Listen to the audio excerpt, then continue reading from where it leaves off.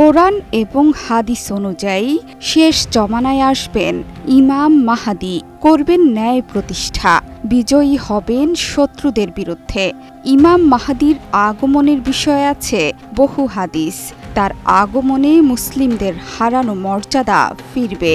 7 বা 8 বছর ধরে হবে তার রাজত্বকাল। তিনি মহানবীর বংশধর। হাদিসে বর্ণিত আছে, প্রাচ্য থেকে তখন একদল কালো ঝান্ডাবাহী অশ্বারোহী বাহিনীর আবির্ভাব ঘটবে, যারা যোগ দেবে ইমাম মাহদীর সঙ্গে। অনেক ইসলামী চিন্তাবিদের মতে এই বাহিনী আসবে মধ্য এশিয়ার দিক থেকে। ওয়ালটন ফ্রিজ কিনে পেতে পারেন 20 লক্ষ টাকা, রয়েছে কোটি কোটি টাকার নিশ্চিত উপহার। এরই মধ্যে আফগানিস্তানে ক্ষমতায় অধিষ্ঠিত হয়েছে তালেবান। এবার এই অঞ্চলে আরেকটি মুসলিম শক্তির আবির্ভাবের লক্ষণ প্রকাশ পাচ্ছে। তাদের কথা শুনলে চমকে উঠবে যে কেউ। চীনের উইঘুররা ধীরে ধীরে সশস্ত্র হচ্ছে। এমনকি তারা এবার বাশার আল আসাদের বিরুদ্ধে লড়াই করেছে সিরিয়ায়। আফগানিস্তানের পাশের এই অঞ্চলে যোদ্ধারা ধীরে ধীরে হাদিসের এই বাণীকেই যেন সত্যে পরিণত করছেন। তাহলে কি এই উইঘুররাও মধ্য এশিয়া বা খোরাসান অঞ্চল থেকে ভবিষ্যতের সেই কালো পতাকাবাহী বাহিনীর অন্যতম সদস্য? আসাদ সরকারের পতনের নেপথ্যে অন্যতম বড় ভূমিকা আছে চীনা বিদ্রোহী গোষ্ঠী তুর্কিস্তান ইসলামিক পার্টি।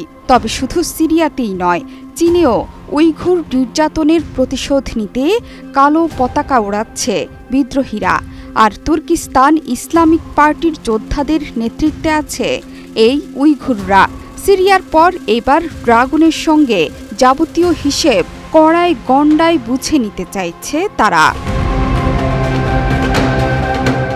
উইঘুরদের চীন নির্যাতন করে আসছে বহু বছর ধরে। তবে এখন সেখানেও মাথা চাড়া দিয়ে উঠেছে বিপ্লব। জমা হতে শুরু করেছে গৃহযুদ্ধের গরম বারুদ।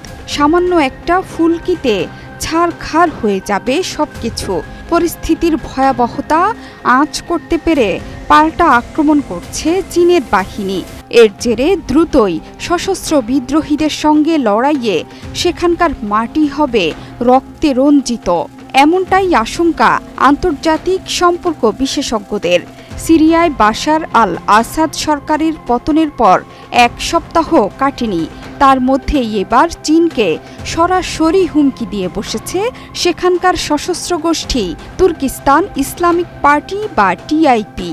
ড্রাগনল্যান্ড ভেঙে নতুন দেশ তৈরির অঙ্গীকার নিয়েছে তারা।